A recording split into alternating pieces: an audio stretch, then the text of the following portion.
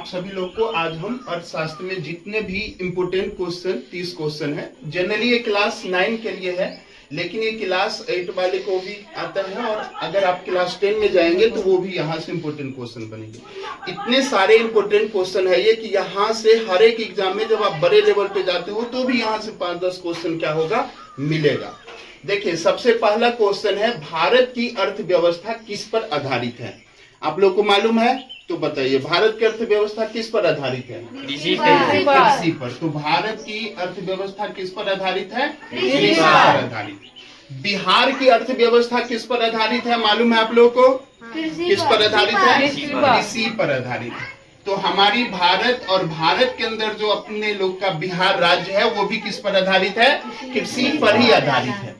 देखिए, भारत की जनसंख्या का लगभग 70% आबादी, वैसे अब ये कम हो गया है, डेटा वेरिएशन करता रहता है, तो एवरेज मान लो 60 से 65% भी आपके क्वेश्चन में देखने को मिलेंगे एग्जाम में, तो भी आप बोलना है। और भारत की जनसंख्या लगभग इतनी प्रतिशत जो आबादी है, यानी अधिकतर जनसंख्या किस पर निर्भर करती है?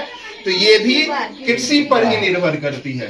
भारत की जनसंख्या भी जितनी भी है, अधिकतर आबादी कृषि पर निर्भर करती है।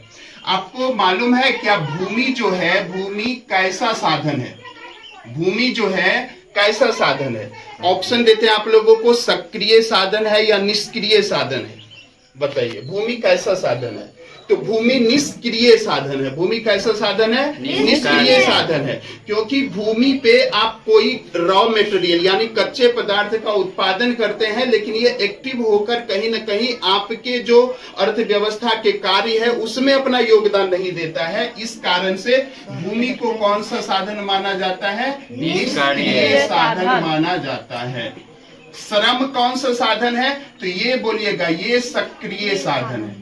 श्रम कैसा साधन है? सक्रिय साधन।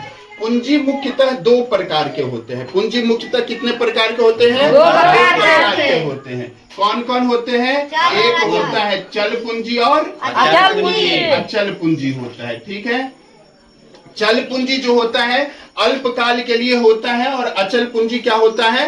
दीर्घकाल के लिए होता है। ठीक है ना। चल पूंजी जनरली क्या होता है कि अब जब जो भी जरूरत की चीजें होते हैं, रॉ मटेरियल वगैरह, जब भी आप खरीदते हो हमेशा तो चल पूंजी, बाद बाकी एक लंबी अवधि के लिए जो होता है वो अचल पूंजी होता है। तो अचल पूंजी अस्थाई होती है और क्या होती है? तो बोलेंगे ये टिकाऊ होती है। अस्थाई और क्या होती है? ये टिकाऊ होती है। अर्थव्यवस्था मुख्यतः कितने प्रकार के होते हैं? तो आपको बोलना है, अर्थव्यवस्था मुख्यतः पहले तो 2 प्रकार का माना जाता था, लेकिन अब चूंकि भारत में जो मिश्रित अर्थव्यवस्था की खोज हुई थी, जिस कारण हम बोलते हैं कि अर्थव्यवस्था कितने प्रकार का होता है? 3 प्रकार का होता है। ये 3 प्रकार अर्थव्यवस्था के कौन कौन से हैं? तो पहले आप बोलेंगे पूंजीवादी। पहली अर्थव्यवस्था क्या बोलेंगे? पूंजीवादी। दूसरी बोलेंगे आप समाजवादी। क्या बोलेंगे? समाजवादी। और तीसरी जो बोलेंगे वो बोलेंगे आप मिश्रित अर्थव्यवस्था होती है। क्या होती है? मिश्रित अर्थव्यवस्था होती है। भारत की अर्थव्यवस्था जो है कैसी है? तो बोलेंगे भारत की अर्थव्यवस्था कैसी है? मिश्रित ही है। भारत की अर्थव्यवस्था मिश्रित अर्थव्यवस्था है। ठीक है। अमेरिका एवं जापान की अर्थव्यवस्था कैसी है? तो अमेरिका एवं जापान की अर्थव्यवस्था पूंजीवादी अर्थव्यवस्था। कैसी अर्थव्यवस्था है? पूंजीवादी अर्थव्यवस्था है। रूस एवं उत्तरी कोरिया की अर्थव्यवस्था कैसी है? तो रूस और उत्तरी कोरिया जैसे देश जो है, यहाँ समाजवादी अर्थव्यवस्था आधारित है। ठीक है। इसके बाद है पूंजी प्रधान वाली अर्थव्यवस्था को आप क्या कहेंगे? तो पूंजी प्रधान वाली अर्थव्यवस्था को पूंजीवादी अर्थव्यवस्था कहेंगे। सभी लोग पहले समझने पर ध्यान देंगे, लिखने के लिए आपको समझ दिया जाएगा। ठीक है, सभी लोग पहले समझिए। तो पूंजी प्रधान वाली अर्थव्यवस्था को क्या कहेंगे हम लोग? पूंजीवादी अर्थव्यवस्था कहेंगे। सरकार के नियंत्रण और जो सामाजिक हित को सर्वोपरि रखती है, जो समाज के हित के लिए कार्यों को करती है, ऐसी अर्थव्यवस्था को आप क्या कहेंगे?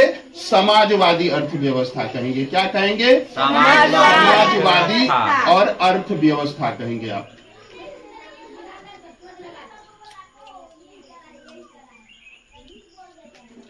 ठीक है।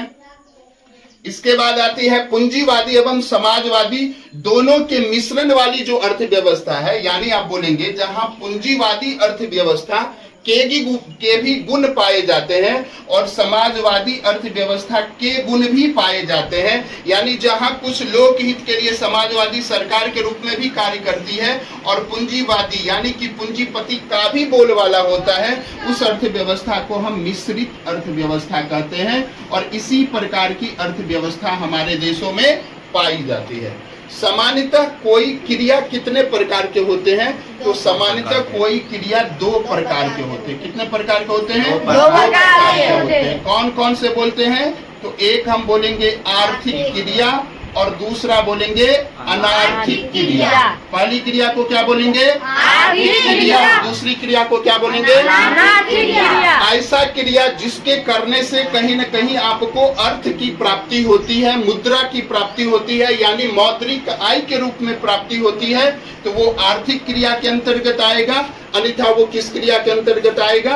अनार्थिक क्रिया। अनार्थिक क्रिया को करने से ज्यादा आपको वाहवाही मिलती है। आप अपने मित्र के यहाँ गए, कोई काम कर दिए, बदले में आपको कोई मिलेगा नहीं, यानी आपको वाहवाही मिलेगा, वहां ज्यादा से ज्यादा आपको पीठ ठोक दिया जाएगा। तो वो ऐसी जो चीजें हैं वो अनार्थिक क्रिया के अंतर्गत आती है।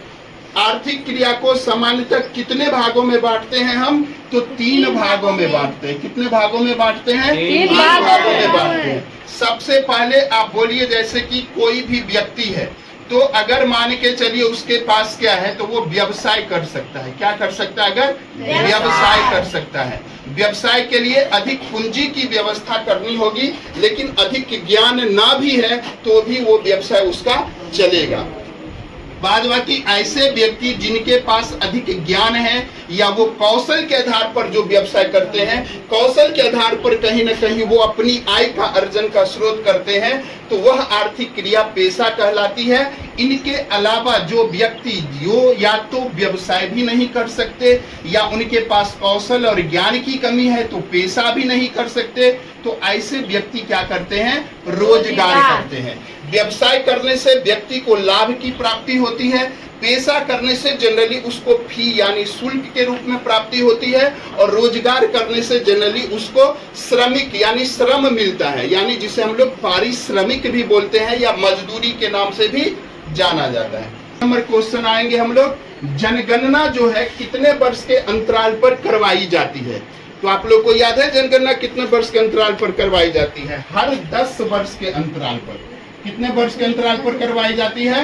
10 वर्ष के अंतराल पर। जैसे अगला क्वेश्चन है, मशीन हो गया, कल कारखाना हो गया आदि में अगर कोई निवेश कर रहा है तो वो क्या कहलाएगा? बताइए। अगर आप मशीन में निवेश करोगे, कल कारखाना में निवेश करोगे, तो यहाँ पढ़े थे ना चल पूंजी और अचल पूंजी।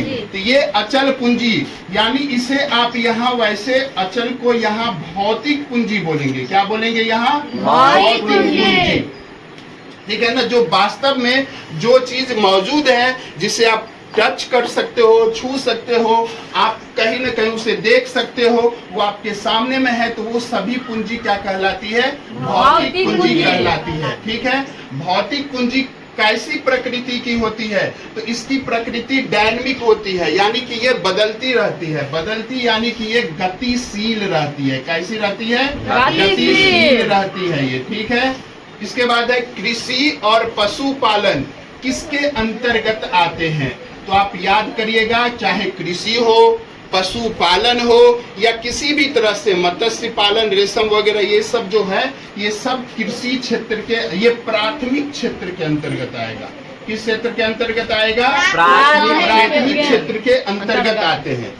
और उद्योग और धंधे जो है इसको आप बोलेंगे ये द्वितीय क्षेत्र के अंतर्गत आता है। किसके अंतर्गत आता है? द्वितीय क्षेत्र के अंतर्गत आता है। और सेवा क्षेत्र जो है ये तृतीय क्षेत्र के अंतर्गत आएगा। अब यही चीज यहाँ से मैंने यहाँ दे दिया कि कृषि पशुपालन के अलावा रेशम कीट पालन जो है ये भी किस में आ जाएगा बाबू? प्राथमिक में ही आएगा। और मधुमक्खी पालन भी किस में आ जाएगा? प्राथमिक क्षेत्र के अंतर्गत ही आएगा।